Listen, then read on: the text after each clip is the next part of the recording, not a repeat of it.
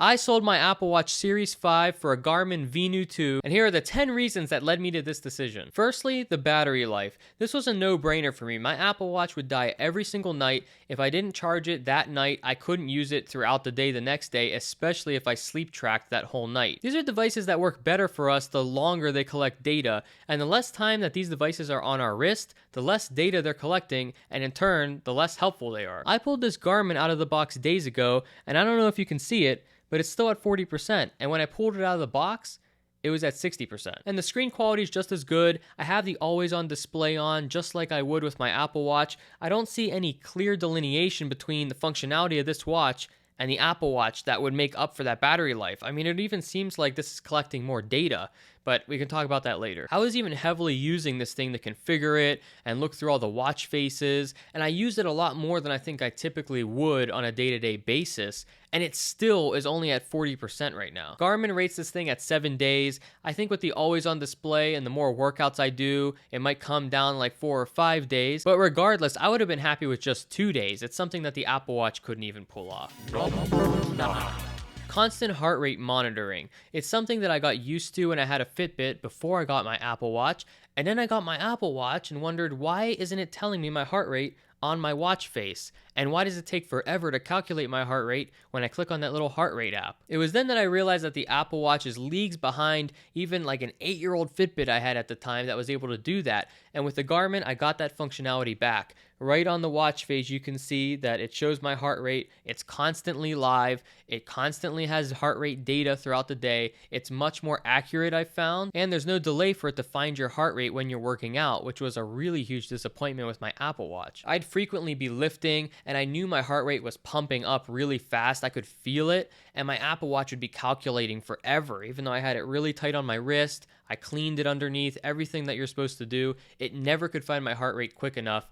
This Garmin so far has not failed to find it. I actually don't even know what the calculating screen looks like because it constantly sees it. Whether you're doing triathlons or you just want a watch to be able to see your heart rate all the time, this is a significant improvement over what the Apple Watch offers. Even the Apple Watch Ultra, which retails much higher than this watch, does not offer this. It doesn't offer it on the watch face, doesn't offer it when you're not doing a workout. The ecosystem, or lack thereof, is what I really love about this watch. I can connect it to anything. I've connected it to my phone, my iPhone that I'm recording this video on. I've connected it to my gaming computer, my laptop, whatever device, whatever platform, this watch works with it. It's such a concept, and it's something that I really wanted because for a variety of reasons, I want to switch devices around. I don't like being locked into one thing. I just like knowing that this watch will work with whatever I have, and it'll do a really good job. It feels like every tech company today wants to lock you into their ecosystem. A lot of people criticize Apple for doing this, but Samsung and Google do the same thing. Look at Samsung with their Galaxy Watch, their Galaxy Buds, Google with their Pixel Watch and Pixel Buds. They're all kind of going the same route. Now, granted, Android is a much more open platform. The devices are a little bit more versatile than the Apple Watch, which literally can only pair to an Apple iPhone and a current one at that. And at this point in my life, I'm just done with all of that. I'm done with being locked into anybody's ecosystem, and this Garmin watch is just one step closer for me to not feel that way and to get better functionality for something that's not blocking me into some ecosystem that I can't get out of or that I'm fearful of getting out of. And that anxiety is beneficial to a company, but not to me. And contrary to popular belief, at least in the United States, I haven't really felt like I've lost anything by exiting the Apple Garden. And that's something that a lot of people talk about, is that they don't want to lose functionality or features that they use. And when you really think about it, how much interconnectivity in the Apple space do we really use? Besides, I guess, iCloud photos and things like that, for a watch, I'm getting everything I want out of this watch, and all I had to do was download a Garmin app. I had to download an Apple Watch app anyway on my phone, so I guess I feel like the big drawback that a lot of people talk about, I haven't experienced yet, and I don't think I will experience. I love the freedom with the watch faces. The community can upload custom watch faces and you can download them to your watch. I have a Fallout Pip-Boy looking one. I have this really simple one that I'm using right now with just a few metrics on it. It feels like the sky's the limit when it comes to this. You can even upload your own pictures into it. You can do whatever you want. I mean, it's kind of like Skyrim mods. People have just created way cooler things than any company could ever do on their own. Contrary to the Apple Watch, which was very restricted restrictive, I feel so free when I'm looking at these watch faces. With the Apple Watch, you had to go into the watch app and you could only activate the faces that Apple had preloaded into that app. And it felt so restrictive and so frustrating. And honestly, when I first got my Apple Watch, I was surprised at the limitation. Even for Apple, I thought, wow, this is very closed in, very specific. Only like 4 cities you can download if you want a picture of a city on your phone. I was just really surprised and disappointed by that when I first got my Apple Watch. And when I got the Garmin, I had the exact opposite reaction. I was super excited. I think I spent 3 hours looking through all the watch faces and apps I could use to enhance my workouts or display better data on the watch face. Another massive limitation of the Apple Watch. And if you want to be in the in crowd of Apple Watches and have the fitness rings on your watch, you can even get those too. People have created watch faces for the Garmin that literally have the Apple rings on them and connect to your data to provide those. All in all, if you can imagine it, it's probably somewhere in that Garmin store to download onto your watch. It's just so much more free in pretty much every single way. Okay, this might seem like a dumb one, but the shape of this watch is so much better. This is actually larger than my Apple Watch was. This is the 45 millimeter. I believe my Apple Watch was only a few less, maybe like 42. I forget if that's even a size. But already I see a difference. This thing fits on my wrist better. It feels more natural. It feels like a real watch because it's round and it's larger and it doesn't feel cumbersome at all. With the Apple Watch, there's something about the squareness of it that just bothered me. The way that the corners touched my forearm. It's a really small thing, but it's one of those things where once you see the difference day to day, it really stands out to you that you prefer one over the other. And in all fairness, the Apple Watch isn't uncomfortable, but I just noticed a small difference with this watch. It just reminds me of wearing a real watch that just kind of works for me. One of the biggest appeals for Garmin, and one of the things that my buddy who recommended it to me kept stressing, was how fitness-oriented and health-oriented this watch is. I know for marathon runners and triathlon people, they have the real high-end Garmins and swear by them. So I know that this is a big fitness company, or at least they own the fitness space when it comes to wearable smartwatches. As much as Apple would like us to believe that they own that market, I do have to believe that the people that really do these things, that do these crazy runs, they veer a little more towards the Garmin. And I was curious if I would notice a difference, or at least in my small amount of exercise that I get compared to those people, if I would see any significant difference at all from me. And I'm happy to report that I already have. This watch is inspiring me to work out, to be honest. The first day I got it, I realized I can download workouts that are pre-created, or I can make my own, download them to the watch, and it will show me how to do each workout with an animation that makes it really easy to understand how I'm supposed to do that workout, how many reps am I supposed to do. It'll count my reps. I mean, they've taken all the guesswork out of it. It'll even show the muscle groups that workout uses. And I love the fact that there's no fluff, there's no membership fee. I'm not paying a subscription to get that. That's just part of the watch. And for someone like me, I want to get back into working out. I'm trying to think of the different workouts I've done in the past and how to kind of put them together. And to have the watch just all of a sudden give me workouts to do and base it on my goals, base it on the muscle groups I want to work, and then put it all together for me on the watch. And all I have to do is click one button and then go to strength and just get going. I couldn't ask for a better experience than that. Not to mention the fact that that also makes me feel like the modes that are built into the Garmin watch are actually modes. And what I mean by that is my Apple Watch had more options. It had every activity you could possibly think of. But on the surface and in the data, it didn't really seem to change the way it behaved. Maybe in the background, there were some algorithmic things that Apple did differently based on what exercise you said you were doing. But for the user, from the user standpoint, in terms of how useful the data is, in terms of how it behaves on your wrist, it seemed no different at all. This Garmin watch, on the other hand, may have less options, but the options it does have feel different, behave differently, have completely different ways of working with you on your workouts or whatever you're doing, and the way it shows the data is significantly more relevant to the workout that you're doing, showing me that they put a lot more effort into each type of workout you say that you're doing on the watch. Data. One of the first things I noticed when I started using my Garmin versus my Apple Watch was just how much better it not only collected data, not only calculated that data, but how it presented it. There is more useful information with one swipe down on this Garmin watch than I could find in the entire health app on the Apple iPhone. That was one of the biggest reasons I sold my Apple Watch, was because I felt like every time I went into the health app, I got blasted with numbers that I couldn't make mean anything to me. Like, nothing made any sense, nothing drove me to a better result. It was just information, or lack of information, just data, raw data. Garmin has found a way to take, I think, in my opinion, much more complicated calculations and algorithms and boiled it down into really useful data sets that they provide to the user. And for me, just scrolling through the watch or scrolling through the Garmin app, I see way more interesting information. I can see my stress levels. I can see my body battery. These are things that are foreign to an Apple Watch user and were foreign to me just a week ago. But these are two metrics I'm using daily now. It helps me understand what percent battery life do I have as a human,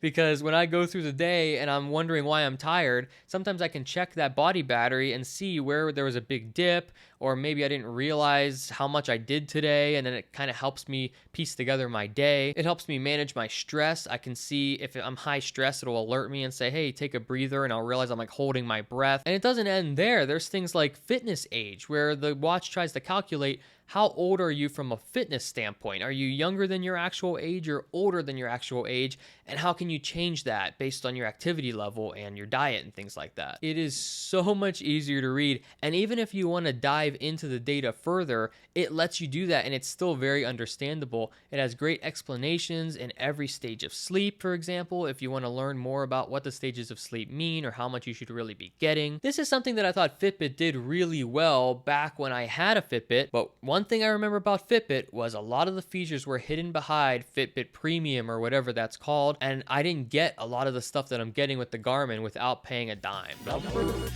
Having no microphone for me and no voice functionality and texting and things like that may be a weakness for some people, but for me, it's a positive. It's one of the reasons I got rid of the Apple Watch. I got tired of looking at my wrist all the time for notifications.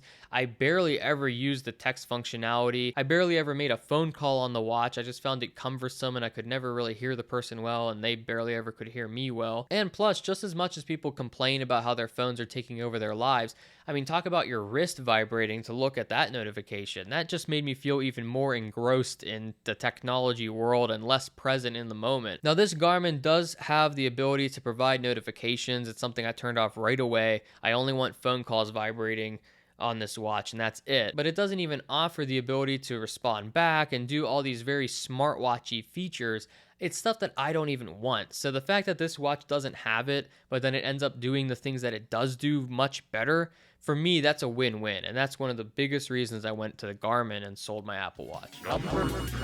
A lack of marketing might seem like a bad thing, but for me, I think it's a really good thing. For example, this watch does a lot of very health-oriented things, like checking your blood oxygen level. That's a really big thing. That was something Apple put a lot of marketing into, talked about it a lot at WWDC. I forget if that was a year or two ago when the Series 8 came out, that it could do that. That was a big deal, that you could see the percentage on your watch. This watch does that.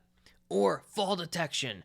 You know, remember Life Alert, when someone falls and it'll notify the police and notify loved ones that the person fell. This watch does that too. Or the EKG. Remember all the testimonies of the lives that Apple saved by people finding out that they had AFib and they were young and thought there was nothing wrong with them. And next thing you know, they got an AFib alert on their Apple Watch, and yay, Apple saved them. Garmin does that too. But without all the stories and without all the marketing and making you feel like you have to have this thing, or you could have a heart condition you don't know about. To me, it's just super dirty marketing, and I hate it. I hate it. I just think there's something wrong with doing that to people, making them feel like I have to have this device to get this health data. Because let's get real, and I've heard Dr. Mike talk about this on YouTube, and I felt this way personally through personal experiences. What is a doctor going to do if you come in and say, my Apple Watch said something?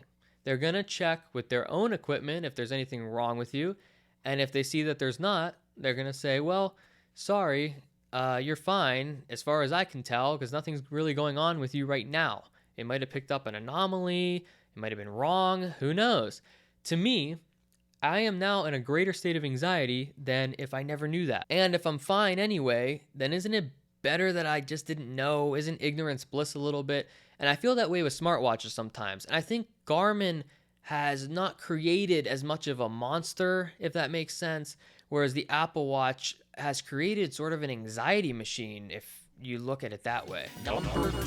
I hinted at this a couple times or directly said it a couple times, but one of the biggest things I love about this watch is it doesn't seem like there's any paywalls. There are little things you can pay for. I've found certain apps that I really wanted to use that I saw costed a little bit of money, not even to Garmin, but to whoever created the app. But at the end of the day, the core features that make this watch useful are not hidden behind a paywall, at least that I've found so far. There hasn't been one thing where I thought, oh, the watch can do this. That's such useful data. Or that's such a great chart I wish I could see. And it would be blocked. That hasn't happened to me yet. In all fairness, that's not something the Apple Watch did either, but they were also very limited to begin with. So you ended up having to download third-party apps anyway. With this watch, pretty much everything I could want, or more than I even knew existed in a watch, is in this watch. And I don't have to pay for any of it on top of what I paid for the watch. Fitbit, for example, which I had a long time ago, I had the Fitbit Charge 3, had really useful data, but like I mentioned earlier, it also required you to have a Fitbit Premium membership for a lot of the things that you really wanted or that made the watch feel more useful. No gimmicks, meaning nothing unnecessary or unhelpful that is a huge part of the watch. Whereas with the Apple Watch, a big thing is the rings. You probably have heard people in your everyday life talk about, oh, I need to close my rings today. Oh, I'm so close to closing my exercise ring. I'm going to go for a run real quick. And there's nothing wrong with that. I mean, obviously it's motivating that person to go and do that. But I have to believe, just thinking how humans think, or at least how I think, that there's no way that that's sustainable on its own, that somehow that itself is the motivator that will always motivate you. I see that maybe working for a while after getting the watch. I mean, sure, it's helpful to know how many calories you burned, which is the red ring, I believe. It's helpful to know how many exercise minutes you had, which is the green ring. And it's good to stand and not sit all day. Okay, those are all good things. But to me, they seem a little bit random and a little bit hyper-focused instead of looking at the big picture of your day. Not to mention the fact that they're using really specific data to do that, to create those rings, to make them of such high importance in the Apple world. Those aren't necessarily the most important things, though. And I hesitate to say that because I know that those are three important things in life, but it just feels like the Garmin's approach to those three things is much more balanced and nuanced, and they explain every little thing, and the way they present the data is in a much more balanced way that helps me make better decisions about my day. Not to mention the fact that I noticed the Apple Watch rings would not properly adapt to my changes in lifestyle. I don't always have the same level of physical activity every single day. There are times when I'm like way better about going to the gym, or there's times when I'm completely sedentary. It just happens. Sometimes they weren't a real achievable goal. They were way too high for me. Or sometimes they were way too low and I would achieve them by 9 o'clock a.m. There was no point. The Garmin, I've already noticed, has adaptive goals for almost every single piece of information it gives you. It adapts to your activity level. It adapts to all the data you give it constantly. It does all this compiling of data to provide much more accurate and personal goals the Apple Watch can't even seem to figure out ever. I mean, I think I had to manually change my Apple Watch's move and calorie goals and stand goal because all the time it was irrelevant to me. And I know that Apple did a really good job of gamifying that and kind of getting it in our psyche and everything. And Apple does things like that very well. They're such a big UI company. They know how to create really aesthetic animations and UIs and graphics and ways of showing things. I'll admit that, but it's unhelpful in my opinion. In conclusion, I don't want to hate on the Apple Watch too much. I will admit I was very hyped to get that thing out the door, to say goodbye to it forever, but that's just me. I value the fitness stuff way more than the texting and calling and all the other smartwatch functionality that the Apple Watch has. For a lot of people that have iPhones, have iPads, and have a Mac, and don't want to switch anything and like the functionality and everything that it does is good enough and the smart features are really cool to you, great. I mean, then the Apple Watch is the better choice. But for me, where I don't find myself using texting and calling and all the other stuff and the million apps on that grid on the Apple Watch, it's pointless for me. It actually is a negative. So having a watch that just does the things I want it to do and does them better is absolutely the watch I'm going to go for. Oh, and by the way, one more bonus point in here. It also allows me to still listen to music. That was the one feature of the Apple Watch that I actually used, was connecting Bluetooth headphones to it to listen to music. I can do that with the Garmin. I basically loaded Spotify into it. I loaded my songs into it over Wi-Fi. I connected my Bluetooth headphones and I can listen to music on it just like I would any other smartwatch. So the one feature that I actually used is in this watch. Now, just to be fair, I'm going to list a couple things that I do miss from my Apple Watch, just so you know if you were to make the switch like me, you know what you'd be missing. Firstly, wireless charging. That's a big kind of disappointment with the watch that I noticed right away. It plugs in with a really weird proprietary cable, which again is a little Apple-y, and I didn't really like that, and it feels a little loose. Doesn't feel like it's gonna last very long.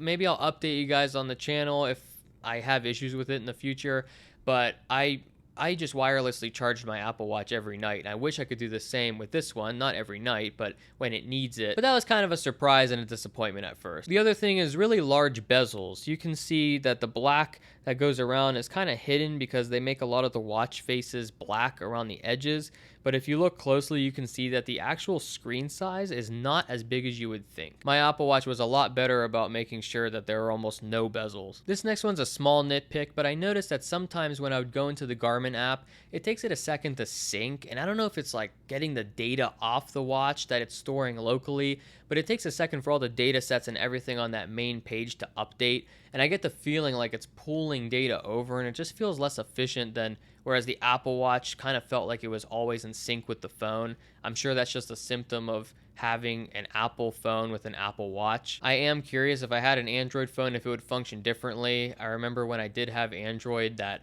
apps that function in the background or need to do things when you're not actually on the app worked a lot better. So I am curious if I had an Android phone how this one would function in terms of getting the data back and forth. Anyway, guys, just to kind of recap, I sold my Apple Watch for a Garmin Venu 2. That may not be the right choice for everyone, but it was the right choice for me, and I just kind of wanted to share my journey on how I got there. Anyway, take care, guys. See ya.